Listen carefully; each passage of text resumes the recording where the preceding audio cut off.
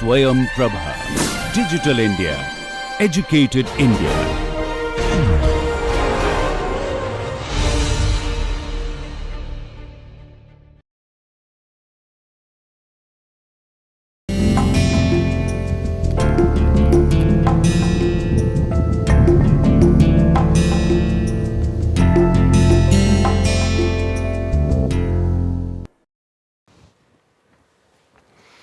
Now let us look at types of cooling systems. I told you that there are two main types. One is air cooled engine, the other one is liquid cooled engines, and liquid could be water, liquid could be oil. So a cooling system must not only prevent the damage due to overheating, but it should also maintain the temperature within a certain range to maximize the performance of the engine.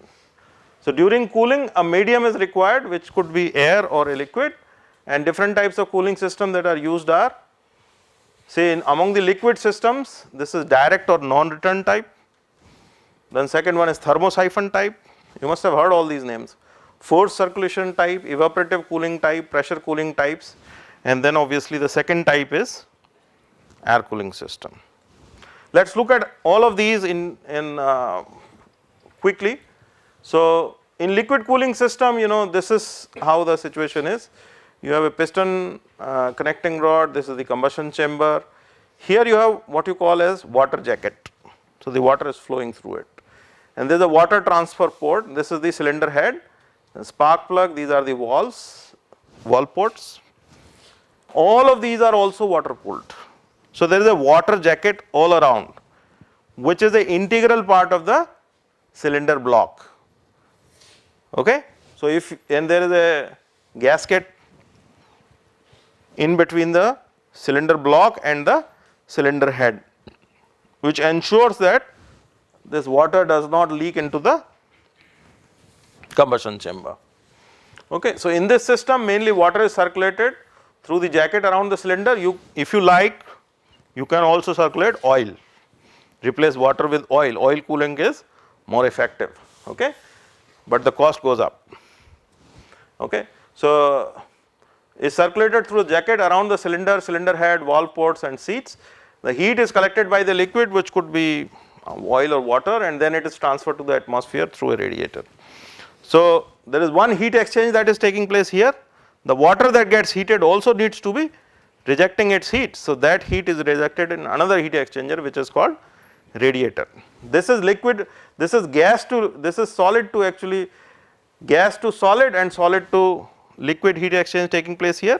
In the radiator it is liquid to air heat exchanger. So in direct or non-returning type, it is a very simple type. This system is used where plenty of water is available. The water from a direct storage tank is provided in the water jacket for cooling purpose, or hot water is the hot water which absorbs the heat from the engine, it is discharged out of the system.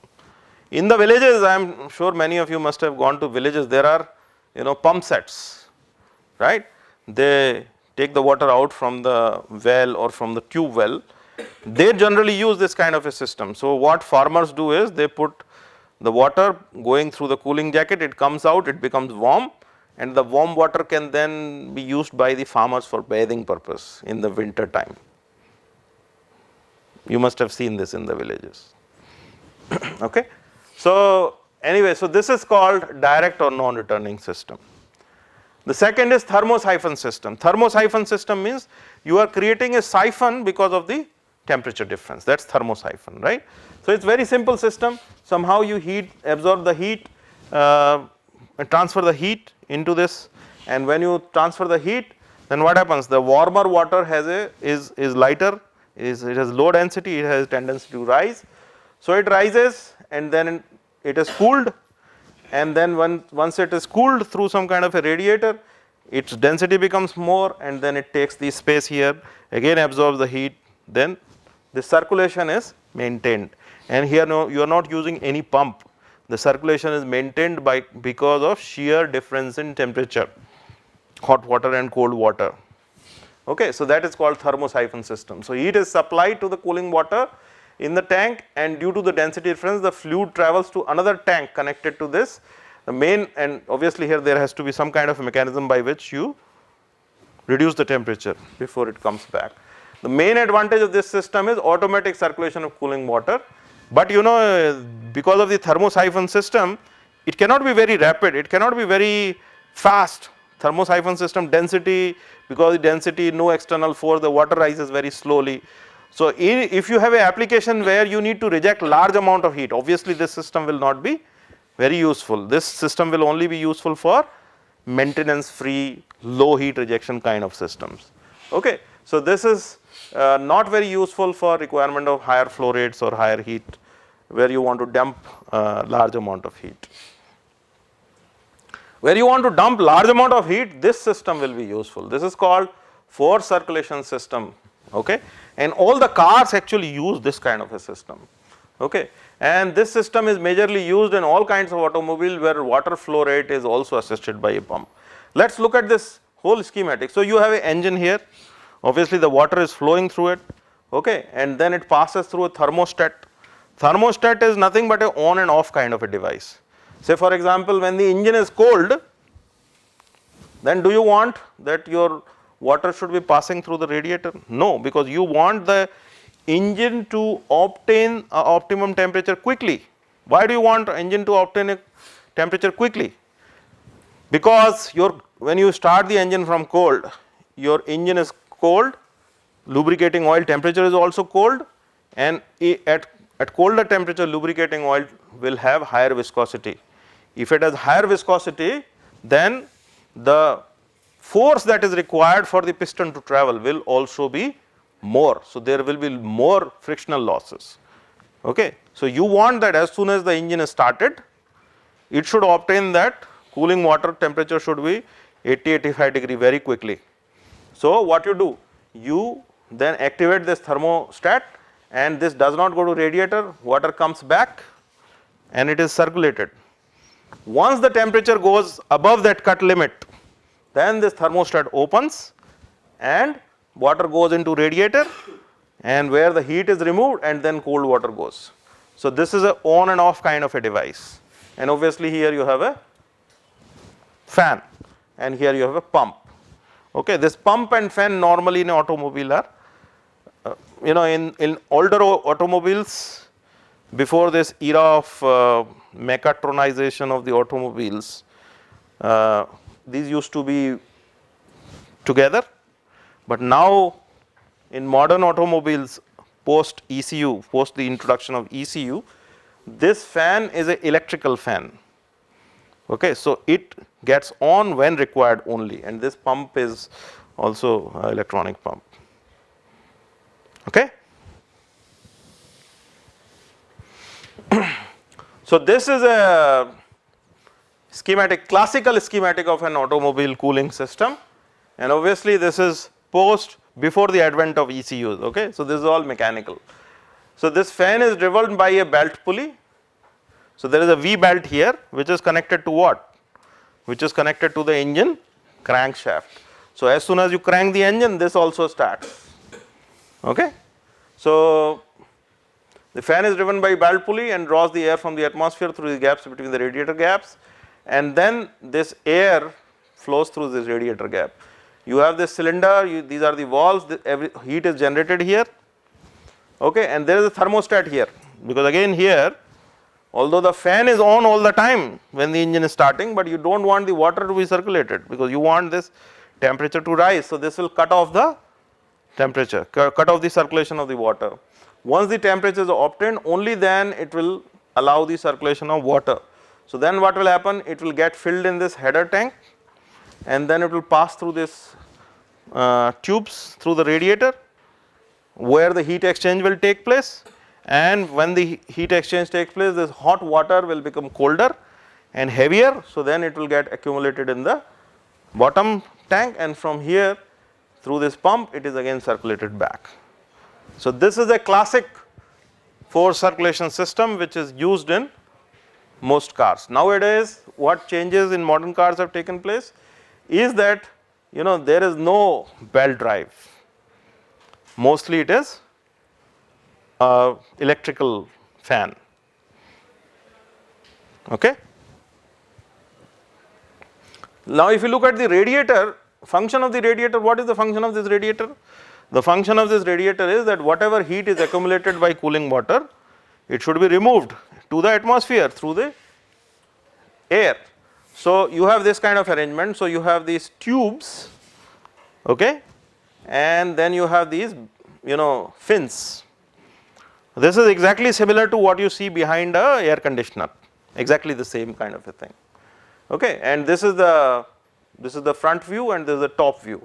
So the water is entering in these tubes, it's flowing through it, and these fins allow the heat exchange, okay. So the airflow is such that these are staggered, so the airflow around this and helps the cooling in other tubes. So there could be 2 layers or 3 layers depending on design and the amount of heat that you need to reject. And obviously the radiator provides an increased surface area because the coefficient of heat transfer for air is very, very low, okay. So you need to provide very large surface area. And finally, so this is how the heat generated in the engine is dumped into the atmosphere eventually. Radiator consists of a header tank, a lower tank, and a core of the radiator element in between. The upper tank is connected to the cooling jacket, lower tank is connected to the water jacket inlet through a pump. A radiator arrangement can be either tubular or cellular. What I showed you here is tubular structure. What is shown here is a cellular structure. Please make sure that you don't put tap water into the radiator. That's dangerous. Once you put tap water, there will be obviously some evaporation losses, and tap water contains lot of salts, magnesium and calcium salts, and they will form scales inside the tube and your effectiveness of the radiator will go down. So always put soft water, which is normally sold in petrol pumps, always that water, okay. Actually it does not have any salts, it is basically the water taken from solar stills, using solar energy people evaporate, condense and then pack it and give it to you. Pump, what kind of a pump is used? So pump, the function is that it maintains the circulation of liquid throughout the cooling circuit. A centrifugal pump is used, which is operated by crankshaft, and nowadays the option is also to operate it by electrically using motor. Lubrication of the bearing is done by high speed grease. Obviously, this pump will be located in high temperature circuit, so you have to use high temperature grease. In multi-cylinder engine, usually a header is also provided to ensure that there is equal flow on all cylinders. The cooling should be equal. If some cylinders are getting more cooling and some cylinders are getting less cooling, you will have problem in the engine, okay. So please remember, circulation rate that is required for such a pump is 3 to 4 liters per minute per kilowatt. So if you are designing a 100 kilowatt engine, you have to make sure your pump capacity is 400 liters per minute, 400 LPM. If you are designing a 1 megawatt engine, it should have 4000 LPM pump system. So this, for large engines, this also becomes quite challenging to design cooling pump or select cooling pump. Now you see, in forced circulation system, thermostat plays an extremely important role. So there are many types of thermostats that are available, but I will introduce just one to you. It's called bellow type thermostat. Thermostat prevents the liquid from flowing till a certain temperature is reached during the starting of the engine, okay. So it does not allow water to flow through radiator until certain temperature is reached.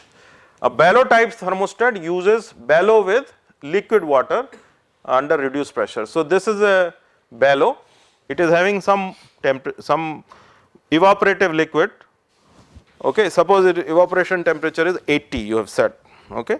So you take a liquid with boiling point temperature as 80. So once the temperature is reached, what will happen? It will vaporize, and once it vaporizes, obviously there is nowhere to go, so pressure will increase. And once the pressure increases, this link will go up, and once this links go up, this will be lifted, and then there will be passage for flow of water will open up. This will expand and this link will open up, and then water can flow through it. It's a very simple device. The moment temperature goes below 80, what will happen? All this will condense and it will shrink and it will close. So automatic closing, automatic opening, nothing has to be done, only you have to select the right fluid which boils at the temperature that you want thermostat to work at. Simple. Okay. So, when the bellows get heated, the liquid vaporizes and pressurizes bellow to expand, which opens the valve. Very simple. Okay. So, this is all as far as the forced circulation system is concerned. Okay. Now, let us also look at evaporative cooling system. It is very famous way. Evaporative means basically you allow the liquid to vaporize, and when you vaporize, latent heat of vaporization is generally much higher than sensible heat, right. So, you can actually do much higher heat transfer from the cylinder walls. So, the cooling is done by evaporating of water, and obviously when the water evaporates you are going to form steam. So, if the steam is formed at higher pressure above atmosphere, the temperature will be above normal permissible temperature. The water is circulated by a pump and steam is provided in the tank, in addition to which condensate flow the radiator tubes. Let us see. So, this is the engine, okay. The water is coming in and water is getting evaporated, and this evaporating thing goes up, and this is your tank. So, here you have the pump which is supplying the cooling water, and here the fluid is going to this tank. This is the upper tank. Upper tank will contain the steam, and the lower tank C is there is a partition in the tank, and then there are radiator tubes. So, here you have to make sure that the condensation of the steam happens and it gets converted into liquid, and this obviously this liquid will be at 100 degree, right, and then this has to flow. This comes to the bottom chamber, lower tank, and lower tank, you know, it will be colder, it will not be 100 because now it has lost a lot of heat, and then you have a small pump which gives to the main pump, and then this is circulated. Okay. Clear? So, this is another arrangement, similar type but slightly different. Here you see the steam is generated, the cooling, this is the pump, the water comes here, steam is generated, it comes to this tank, okay, and here the steam is stored in the upper part of the chamber, and then from here it goes into this radiator. Basically there is a cooling water coming in, so this cooling water will help this steam condensate, and this water that is condensing comes back to this tank, and from here it again goes to, you know, pump. There is no radiator in this because all the radiative heat exchange is being done here. So, in this arrangement the vapor condensation occurs in the condenser, which is operated by a secondary water circuit. So, obviously as you can see from this, it is not possible to have this kind of a application for automobile engines, because obviously you have to have the logistics of cooling water, which is not possible on a automobile. So, this normally will have application in power generation or for, you know, heavy application, heavy engineering application. Then there is a pressurized cooling system. So, in this system the cooling system is sealed from the atmosphere, and it is pressurized. Pressure is allowed to be built in the system. Why do you want to build the pressure? Because the moment you start building the pressure, the boiling point temperature starts rising, and if you have higher boiling point temperature, that means you will not have a danger of boiling of the liquid, and you do not have to reject the heat at a very low temperature. If you reject the heat at a low temperature, if you run your engine cold, heat losses will be more. So, now the direction in the industry is that you want to reject the heat at, because nowadays you know everybody wants more efficient engines. How do you increase the efficiency of the engine? Where that energy is going to come from? Efficiency of the engine will increase only if you reduce exhaust losses, only if you reduce the cooling losses. Cooling losses can only reduce when you reject the heat at higher temperature. Delta T should reduce, right. So, in order to increase the delta T, here you have to pressurize. Once you pressurize the system, temperature could be 110, 120, at which the water will boil. So, obviously you can go for higher temperatures, delta T will reduce, right. But then your problem is that if delta T increases, obviously your lubrication efficiency will go down. So then that problem can be tackled by developing specialty lubricants which are able to lubricate even at slightly higher temperatures. Okay?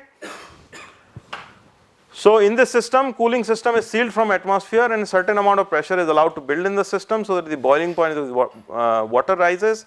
A safety valve and vacuum valves are provided for cold start and stopping the engine. So here you see this is all pressurized, this is water pump which is supplying the water, and here you have a tank, and here there is a safety valve, there is a vacuum valve to make sure that there is no vacuum and there is, pressure should not go up above a certain limit. Just like safety valve in boiler, you provide a safety valve here. And this is the actuator which is used to operate the shutter. Basically here also you don't want this whole system to operate until you reach a certain temperature. Okay? Now you see these are basically different types of liquid cooling systems. So, and obviously liquid cooling systems suffer from many problems.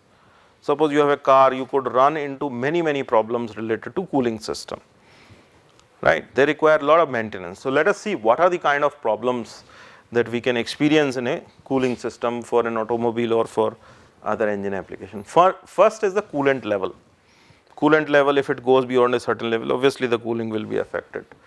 Then there could be restrictions in the radiator. Some part of the radiator, the channels are blocked, the water is not flowing, right? There could be some deposits.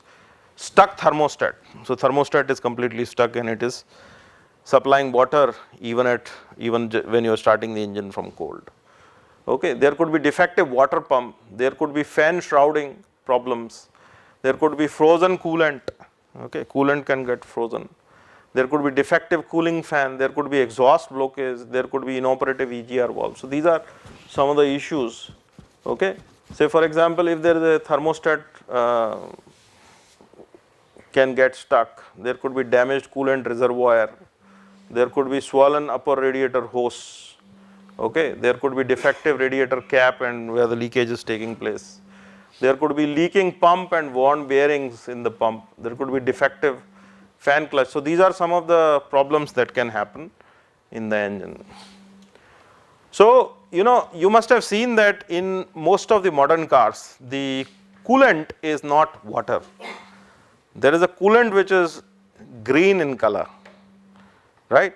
What is that? So basically you add ethylene glycol into it. So at sea level, the temperature range for water to remain as liquid is 0 to 100.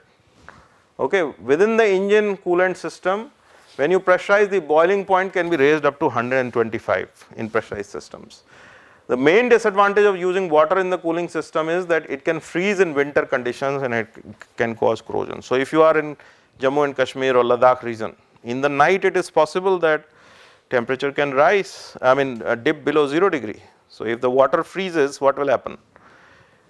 If the water freezes, even your radiator tubes can get ruptured, and once the tubes get ruptured, you have to change the whole thing. So this can create a lot of problems. So in order to prevent such a issue where you experience, cold temperatures, what you do is you put antifreeze. This is called ethylene glycol. Okay, this is added to water, and what it does is it lowers the freezing point temperature from 0 to minus 37. So even up to minus 37 degree centigrade atmospheric temperature, absolute temperature, you don't have to worry about it. Your coolant will still be in liquid form, okay, and it will still be working. In case if you mix 50%, so 50% ethylene glycol mixed with 50% water, and that will give you minus 37 degree centigrade freezing temperature. So that saves you in the colder climatic conditions. Suppose you go to America, and if you put water in your cooling system, it will be gone during winter time. You will not be able to use it. You have to put ethylene glycol. So there are several other advantages. First is that it prevents the winter freezing. It also resists the rust and corrosion in different components wherever it is flowing, and it also lubricates the water pump to some extent. So what are the advantages of liquid cooling system? First is that, since the coefficient of heat transfer from the wall to the liquid is quite high, the surface area that is required is low for efficient heat transfer. So, the engine design becomes really compact. You can really have very small engines which are having very small envelope. Okay. If you put fins, obviously the envelope goes very high. Okay. The fuel consumption of high compression liquid cooled engine is lower than air cooled engines. Okay. They are more efficient because you see the amount of power that is used in liquid engines, liquid cooled engines for running the pump and for running the fan is actually much lower compared to air cooled engine. In air cooled engine you have to have very high velocity air cooling the fins. So, therefore, fuel consumption per kilowatt hour is much lower in liquid cooled engines, and that is one good thing which is in favor of liquid cooled engines. The valve and the cylinder head temperatures are also lower because of the even cooling. Now, please understand, suppose this is the cylinder, okay, and you want to cool it, there are fins all over, the air is coming from this side. You will get very effective cooling here, but what about the remaining half which is in shadow? So, the cooling will not be even in this case. Maximum cooling will take place here. What about this point? Cooling will be low. What about this point? So, it will be uneven, but if it is a liquid cooled engine cylinder, will there be even cooling? Obviously, there will be even cooling because it is getting cooling water flow everywhere. Okay. So, this is one big advantage, even on the cylinder head etc., the even cooling takes place. The installation can be conveniently done at any location and not necessarily in the front. If it is water cooled, you can actually have the engine in the back of the vehicle. You must have seen that most of the buses now have engine in the back, but if you are using air cooling, the only place where you can put the engine is front side of the vehicle. Where are you going to get the airflow in the back side of the vehicle, right? So, this is one of the big advantages. So, cooling system will not be restricting the location of the engine in the chassis. Okay. The size of the engine does not matter, it can be designed for any size of the engine, from very small size to very large size, you can design this kind of a system. But then there are limitations also. What are the limitations? The water circulation is to be ensured by some other means which makes the system dependent. So, you have to make sure that either there is some kind of a pump or something. If that pump does not work for some reason, you can't start the engine, right. So, it is system dependent, external system dependent. Power is consumed by the pump and is considerable amount of power which reduces the power output. Okay. And then obviously, you have to have all radiators, pump, fan, piping, all those things. So, it is cost of the system is very high, and obviously maintenance of the system is very high. I listed a number of sundry problems that you can experience in coolant system. So, these are plus and minus of the liquid cooling system. Let us look at air cooling system now very quickly. So, air is used to cool the increased surface area by fins of the heated block and cylinder head. Obviously, you need increased surface area, just cylinder cooling will not be enough because coefficient of heat transfer between the heated block and air is very, very low. The only way you can have effective heat transfer is by increasing the surface area by providing the fins. This technique is quite popular in small engines, okay, because there the heat rejection is, the fuel consumption is so low, and so heat rejection is also low, you can manage with fins. Most of the two-wheeler engines, are air cooled. Small cars and aircraft engines where relative speed of the air is very high. Like if you go to our IIT Kanpur, those gliders, they also have air cooled engine. You go and see the engine, it is a rotary engine. Well, it's not a really rotary engine, but it's a internal combustion engine, 4-stroke, and it has fins all around for heat transfer. The value of heat transfer coefficient between the metal and air is sufficiently low. So, the cylinder wall temperature of the air cooled engines are considerably higher than those of the water cooled temperature. So, cylinder wall temperature is going to be higher. Okay. So, the area of dissipating surface must be kept sufficiently high in order to overcome the effects of lower heat transfer coefficient.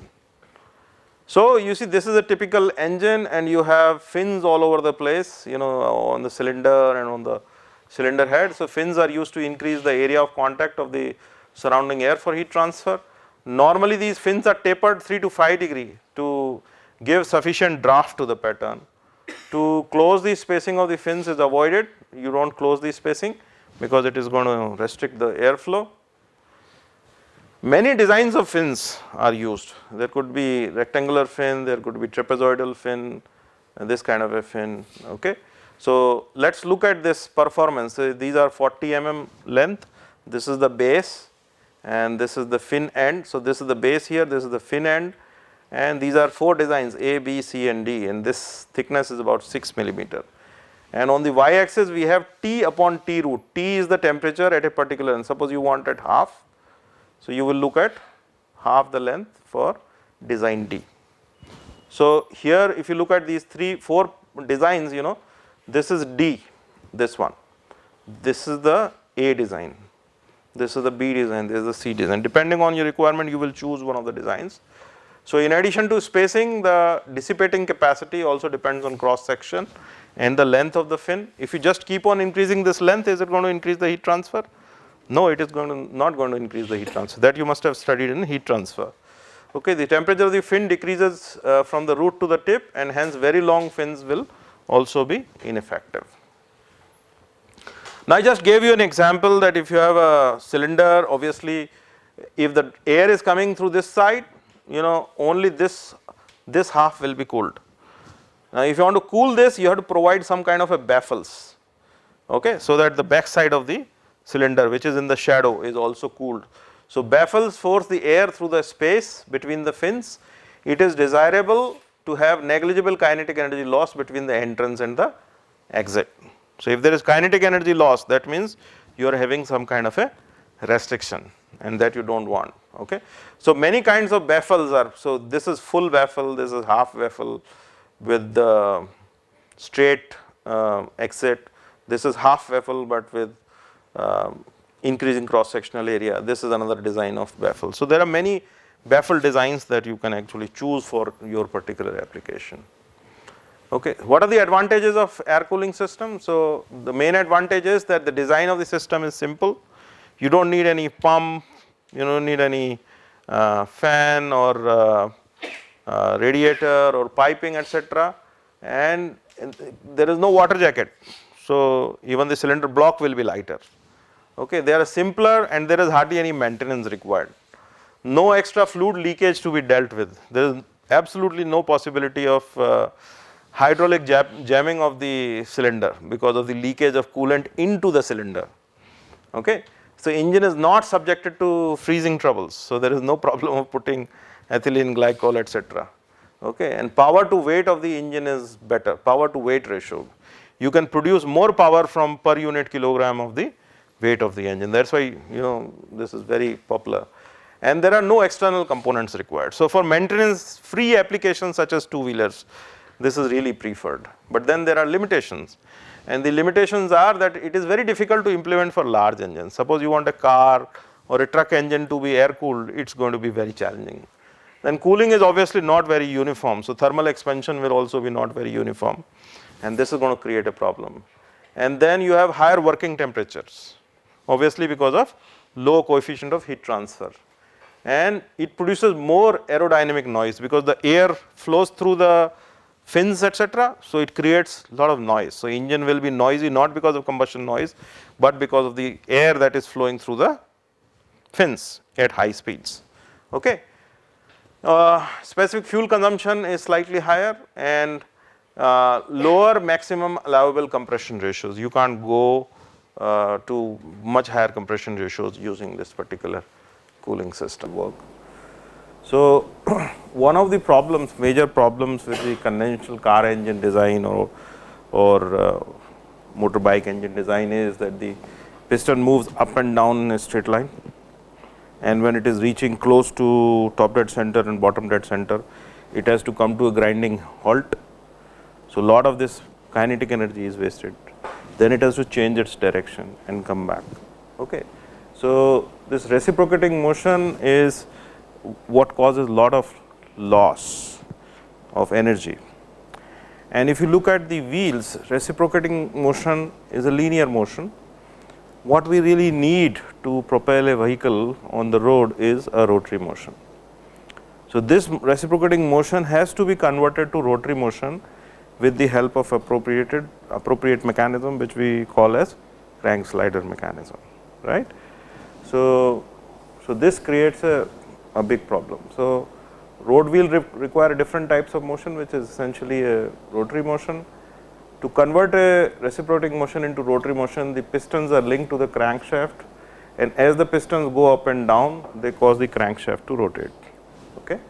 The rotary motion of the crankshaft, that is then transmitted to wheels of the vehicle through appropriate mechanisms, okay, and then you drive the vehicle on the road. So, this particular engine that we are talking about, Wankel engine, which is a type of a rotary engine, it just does not have any of these crankshafts, etc., and it does not have reciprocating motion, it has a rotary motion on the other hand. Okay. So, this is a type of IC engine that has eccentric rotary design to convert pressure into rotary motion. So, in a reciprocating motion, pressure is first converted to reciprocating motion, and through kinematic linkages you convert this reciprocating motion into rotary motion. Here the gas pressure itself is directly used to convert or generate a rotary motion. So, you have basically eliminated a huge one step of conversion of gas pressure into rotary motion. You have completely eliminated gas pressure to reciprocating and reciprocating rotary. This step, these two steps have been eliminated. So, a car engine would be a lot simpler if the piston could rotate instead of moving up and down, okay, because the rotary motion thus produced can be directly transmitted to the wheels via some gearing mechanisms and shafts. Okay. A further advantage of such rotary engine would be that pistons will always be traveling in the same direction, only one direction, unlike up and down where you have to change the direction. So, a lot of energy loss takes place because of the changing direction. So, here that loss will not be there. None of the engine's power would be wasted by stopping the piston at the end of their stroke at TDC and BDC positions and accelerating them again in the opposite direction, as it happens in the case of reciprocating engine. So, it has definitely, this kind of a design definitely has some merits. Okay. So, in this lecture we will be looking at all the advantages, disadvantages, what is the technological status now, what are the applications, etc. So, despite the appeal of this idea, only one type of reciprocating engine has ever been used successfully in the cars, only one, and that is the Wankel engine. Okay. This Wankel engine was developed by Felix Wankel. Okay. He began R&D into rotary compressors in 1938. So, basically he wanted to develop rotary compressors, and then after the World War II he teamed up with the German car manufacturer to turn this compressor into a practical IC engines. Okay, this was around 1950s. Okay, and then he kept on developing it. And the first car that brought the Wankel engine into fame was NSU R080, and this is that car engine. You can see the engine is really very small size. Okay. This was acclaimed as the car of the year in 1968. So, you can see he started doing work in 1935 on something which was altogether different, converted that into another idea of converting his ideas into engine, and then engine to finally product. So, it is a big long journey of 30 years. And then finally in 30 years time this was acclaimed as the best car of the year, and this was a twin rotor engine of 995 cc, okay, 1968. and this small engine of 995 cc could reach up to 175 kilometers an hour, and that was 1968 I am talking, not today. Okay. So, 50 years ago this speed used to be quite a high speed. Okay. So, this is the NSU Spider car, this is the first production car to have a rotary engine. Now, before I go into the other details, let us look at the basics. What is it and how many components are there, how does it work? Okay. So, this is a engine which is fairly simple in construction. This is the casing, outer casing. Okay. This is the intake port. Okay. So, please remember it is port and not valve. What is the difference between a valve and a port? The valve, there is a valve and valve seat and some kind of actuation mechanism that is required, and there is a physical motion of the valve that opens and closes the inlet or exhaust. In a port, it is nothing but a small hole, okay, which allows the gas exchange, and there is no moving part. The opening and closing happens because of the movement of the piston. Once the piston moves past it, it will close. Once the piston moves in the downward direction, it will open. So, this is the inlet and this is the outlet. Okay. This is the housing, and then this is the combustion chamber, and please remember this is the rotor, which is triangular in nature almost. So, there will be each edge along with housing will form a combustion chamber. So, this will be a combustion chamber, this will be another combustion chamber, and this will be another combustion chamber. Okay. There is this red gear which is stationary gear, that means it will not rotate, it will remain fixed. Okay. And then there is this rotor, this is the rotor, and rotor in the center you will have a internal gear. So, as the rotor will rotate, this internal gear will also rotate, and what is most important is this shaft, this one and this one, this is one shaft. So, this shaft is not really a symmetric shaft, this is a eccentric shaft. I will show you how its construction is. So, this special shaft eliminates the need for crankshaft in the engine of a reciprocating engine. Okay. So, this works like a crankshaft, and then here you have spark plug, you could have one spark plug per or two spark plugs depending on what is your design. So, this is how it looks like. So, please see if this rotor rotates one full circle, this will have 3 power strokes, right. This is one combustion chamber, whatever gas is there it will come here, and whatever is here this will come here, collect the fresh gas, compress it.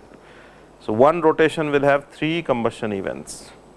360-degree rotation of the crankshaft, 360 rotation of the, I should say not the crankshaft, but the piston will have 3 power strokes.